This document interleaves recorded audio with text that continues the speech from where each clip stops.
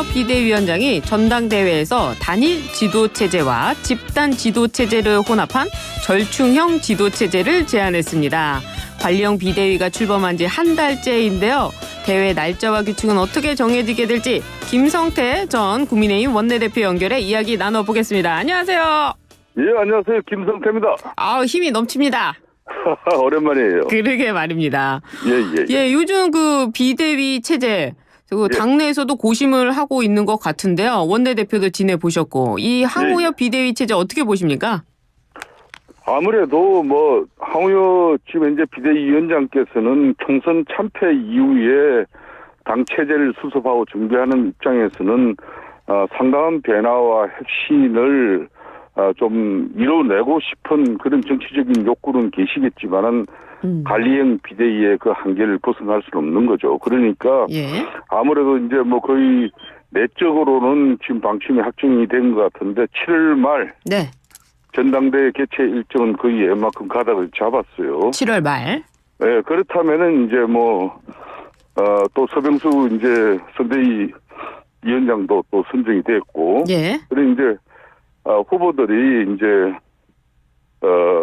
마음껏 차질 없이 국민의힘을 변화 혁신시키겠다는 그런 의지를 담아낸 공정한 선거 룰을 이제 세팅하면은 전당대회는 가게 되는 거죠. 공정한 룰. 전당대회 공정한 룰 얘기가 나왔으니까요. 그 룰 변경 얘기를 안 할 수가 없는데 당내에서는 또 50대 50, 70대 30 이렇게 여론조사 넣어야 된다 이러는데요. 어떻게 바뀌어야 됩니까? 작년 아무래도 김기현 당대표 선출 과정에서 또 당헌 당규 개정을 통해서 그 당헌 100%의 룰이 세팅된 거 아니겠습니까? 그렇죠. 그렇게 해서 결론은 여러 가지 이제 곱지 않은 시선이 많았기 때문에 이번에는 아무래도 국민, 그러니까 일반 국민들 여론이 많이 반영될 수 있는 그런 전당대회 룰 세팅을 희망하는 목소리가 많은 것 같아요. 좀 바뀔 가능성이 있네요. 그래서 아무래도 지난번 또 상임 또 고문단에서도 이거는 우리 고문단 원로들 입장에서도 국민들 그 여론 그 비중을 높여야 된다. 그래서 작게는 7대3, 많게는 5대5 정도의 비중을 가져야 된다. 그런 입장을 했기 때문에 그걸 이제 그 사이에서 7대3을 할 거냐 5대5 갈 거냐 아마 그 정도만 남은 것 같아요. 보니까. 그렇군요. 그 차기 대권 주자들 또 당대표 나오시려는 분들이 이번에는 또 지구당 부활에 대해서 이야기를 하고 있습니다. 한동훈 전 위원장도 지구당 부활 이야기를 했는데 또 일각에서는 이게 돈 먹는 하마다 이런 표현도 하고 있습니다. 그렇습니다. 어떻게 보십니까? 지구당 부활. 아무래도 4월 10일 총선 참패 이후에 집권당은 집권당 나름대로 국민의힘이 변화 혁신하고 쇄신하는 그런 모습으로 국민들에게 다시 서야 되는 것이고 또 대통령실을 비롯한 정부는 정부대로 지난 2년 동안의 국정 운영의 어떤 그런 미비점이나 또 국민들하고의 큰 괴리 이런 걸 좁혀나가면서 이제 소통도 강화하고 여러 가지 변화는 지금 현재 대통령실이 좀 추구하고 있잖아요. 자, 그런 관점에서 우리 당권 주자로 나서는 선수들이 지금 현재 원외 지역구에도 지역구를 부활하는 그런 이슈를 내쫓아나가는 것은 다른 이렇게 여러 가지 우리 당정이 총선 참패 후에 변화 혁신해야 되고 쇄신해야 되는 그런 측면에서 과연 지구당 부활이 그렇게 급하고 우선적인가 그런 시각이 있는 거죠. 그런 거는 아무래도 이번 전당대회를 또 포석을 깔고 그런 입장을 가진 거 아니냐 그런 측면에서 반박이 있을 수밖에 없는 상황이죠 지금은. 그렇군요. 아무래도 원외 지역구 같은 경우는 지금 국민의힘 같은 경우는 전국의 254개 지역구 중에서 거의 지역구에서는 3분의 1밖에 지역구를 확보하지 못했거든요. 즉 현역 의원을. 그럼 결론은 3분의 2는 원외 지역구예요.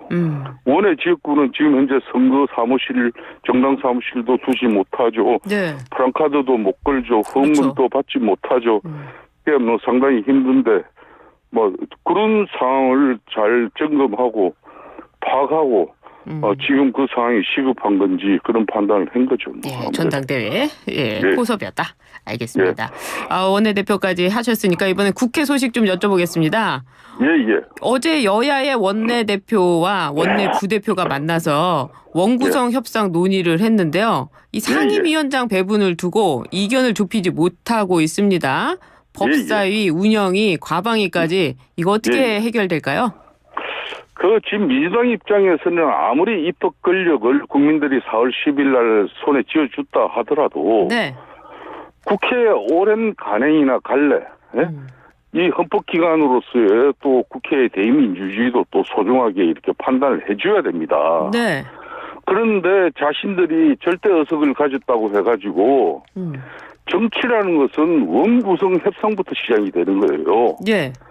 많은 의석을 확보한 정당과 그렇지 못한 의석이 그래도 국회가 원만하게 국민들의 상식적인 그런 민주주의가 작동될 수 있는 국회가 되기 위해서는 원구성 협상부터가 제일 중요한 거예요. 그런데 그걸 지난번 한번 재미 봤다고 해서 21대 국회에서 지금 민주당 입장에서는 그때 원구성 협상이 한 2달 지연되고 하니까 나중에는 그냥 상임위원장 18석을 다 먹어버렸지 않습니까? 전반기 2년을. 그렇죠? 그건 대한민국 헌정사에서 그렇게 볼상사나운 모습은 흔치 않은 거예요. 그걸 이번에 다시 또 절대 입법 권력을 국민들이 부여했다고 해서 그런 식으로 제대로 된 협상하지 않고 6월 7일 날까지 원구성 협상 시한 그걸 이재명 대표 입장에서 그걸 그렇게 딱 못을 박아버리고 과거에 그 원구성 협상이 심지어 3개월까지 간 적이 있어요. 8월 9월까지도. 한 달도 지금 원구성 협상이 이루어지지 않은 상황에서 그냥 그대로 밀어붙이겠다는 거는 원래 폭거죠. 그렇습니까? 근데 이거는 그렇기 때문에 간행도로 국회의장을 민주당이 다수 의석을 가졌기 때문에 가져갔다면은 당연히 법사위원장하고 이런 거는 운영위원장 이런 거는 자기네들이 양보를 할 줄 알아야 되는 거죠. 그렇죠.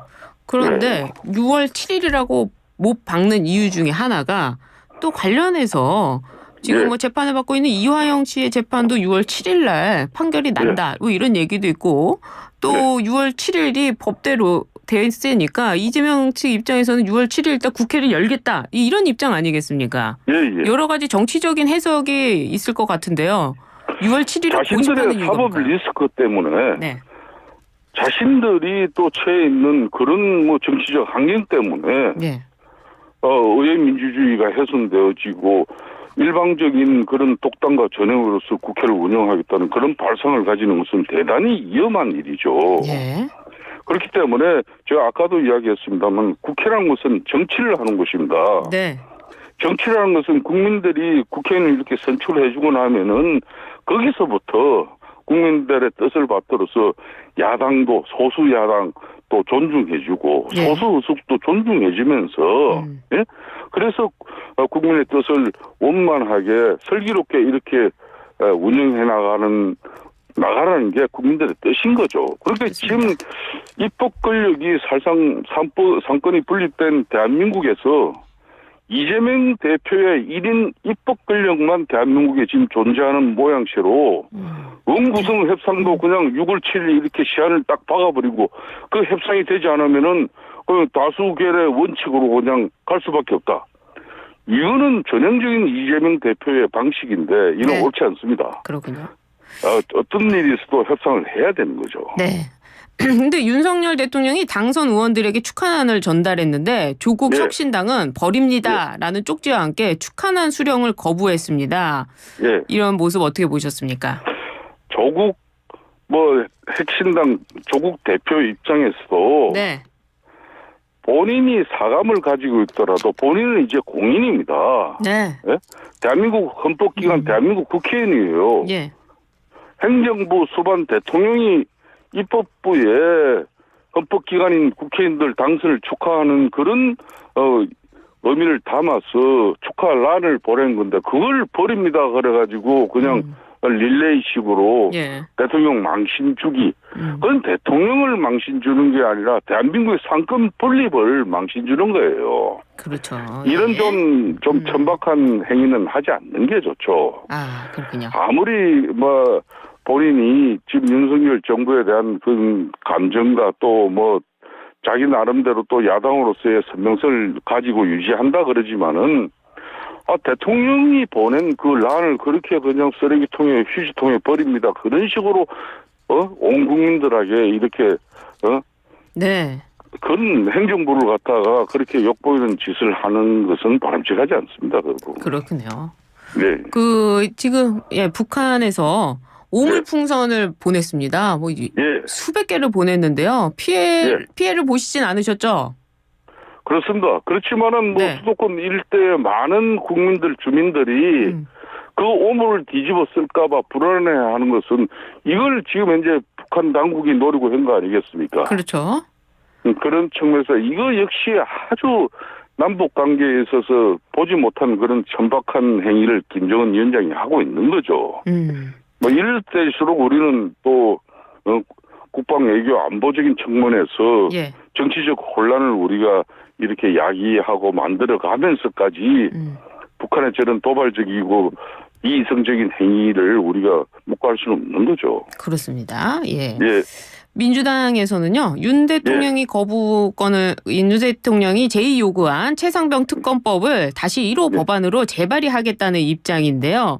윤 대통령과 여당은 공수처 지금 수사가 진행되고 있으니까 이 수사를 좀 지켜보자 이런 입장인데 22대 국회에서 이 최상병 특검법 어떻게 될 것으로 전망하십니까? 그러니까 이 최상병 특검법 문제는 이 한마디로 국가수사기관이 공정한 수사가 이루어지지 못하고 국민들이 맹맹백백하게 이 국민적 의혹을 실체적으로 밝혀달라는 그런 요구가 있을 때 수사가 미진하고 제대로 이루어지지 않을 때 특검을 하는 거 아니겠습니까? 그렇죠. 그런데 공수처는 누가 뭐라 그래도 민주당이 공들여서 만든 공직자 수사기관이에요. 아니 그러니까 작년부터 이종석 장관이 그렇게 출국 금지까지도 해놓고 그러면 공수처가 신속한 수사를 했으면 지금쯤 벌써 결과를 낼 수도 있지 않았습니까? 그렇죠. 물론 수사기관의 애로와 고충을 저희들이 100% 다 이해는 못하고 있습니다만은 하여튼 이 부분도 공수처 수사 결과를 공수처가 빠르게 수사하면 될 일이에요. 그렇게 하고 공수처 수사 결과 국민적 의혹을 이렇게 해소하는데 미진하고 부족하다면은 그때 민주당이 특검하자는 이 주장을 윤석열 대통령께서도 자신이 팔 걷어붙이고 특검하겠다 그런 거 아니겠습니까? 그렇죠. 그러니까 조금만 시간을 가지고 더 지켜보시면은 굳이 국민들을 큰 혼란을 빠뜨리면서까지 최상병 특검 안 하니까 이거는 이런 식으로 가는 거는 맞지 않다고 봐요. 그렇군요. 또 여당에서는요. 문재인 전 대통령의 부인 김정숙 여사에 대한 공세를 높이고 있는데요. 인도 방문이 단독 외교가 아닌 장관 수행원이었다. 거기다가 더해서 국민들이 깜짝 놀란 것이 인도 방문 당시 기내식으로만 6천만 원 이상의 지출을 했다는 겁니다. 4인 가족 5년치 식비라고 국민의힘에서 비판하고 있는데 기내식으로 어떻게 해야 이렇게 먹을 수 있는 거죠? 이 부분도 이제 민주당 입장에서 문재인 대통령의 영부인 김정숙 여사를 그냥 비호하고 감싸기보다는 그때 이제 타자마할을 갖다 방문하면서까지 영부인 외교라고 이렇게 포장은 했습니다만은 그건 맞지 않는 거거든요.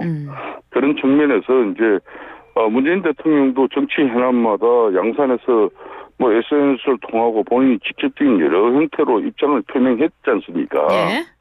그런 만큼 그런 예유성 대통령 영부인의 그런 인도 방문은 적절치 못했다. 이렇게 문재인 대통령도 대국민 사과하고 털어내야 될 문제죠. 그렇지 못하면은 이것도 이제 여러 형태로 또 문제 제기가 될 수밖에 없는 그런 상황으로 가는 건데. 저는 문재인 대통령 입장에서 다른 입장 표명 잘하면서 왜 이 부분의 입장 표명은 제대로 하지 않는지 그것도 의아심이 큽니다. 근데 국민의힘 윤상현 의원이요. 오늘 이 김정숙 여사와 관련한 각종 의혹에 대한 특별검사 그 특검을 발의하기로 했는데요. 그 특검 수사 내용에 뭐 인도 방문 관련 직권남용 배임도 있지만 옷값 특수활동비 또 청와대 경호원 수영 강습 의혹 단골 디자이너 양모 씨 행정관 부정체육 의혹 그리고 딸 다혜 씨와 그 양 씨의 대가성 금전 거래 의혹 그간에 제기됐던 의혹들이 모두 포함될 것으로 보입니다. 이런 부분은 여당에서 예전에도 공격을 많이 하셨으니까요. 어떻게 보십니까? 국민의힘이 좀 이제 치고 나가는 겁니까? 그러니까 그런 측면에서 윤상현 의원이 특검 법안을 지금 성안하고 이제 발의를 합니다만은 문제는 이걸 또 이제 국민 여론을 잘 이제 가지고 가야 되는 거죠. 특검이라는 것은. 그렇기 때문에 이 특검이라는 것은 사실상 여야 합의를 하는 게 가장 순리적인 겁니다. 합의 안 되는 특검 법안을 갖다 민주당처럼 일방적으로 계속 특검법을 남발하고 있는 것도 그건 대단히 부적절한 행위지 않습니까? 과거에 특검법도 도입해 보시지 않았습니까? 그렇죠. 그러니까 결론은 그때도 국민적 그런 동의와 분위기 그리고 민주당 입장에서도 그런 처절한 그런 단식에 대한 어떤 그런 정치적 행위에 대해서 수용하지 않으면 안 되는 그런 상황일 수밖에 없었던 거죠, 당시는. 그렇기 때문에 윤상현 의원께서 발의한 이 김정숙 여사 특검 법안도 이건 이제 나름 민주당 입장에서도 성실하게 이 부분에 대해서 협의를 해줘야죠. 그러게 말입니다. 하여튼 여야가 합의를 해야 된다 이 말씀이시네요. 그렇죠. 특검법은 여야 합의를 해서 그렇게 진행하는 게 그게 순리입니다. 오늘 힘찬 말씀 감사합니다. 감사합니다. 지금까지 김성태 전 국민의힘 원내대표와 함께했습니다. 감사합니다. 감사합니다.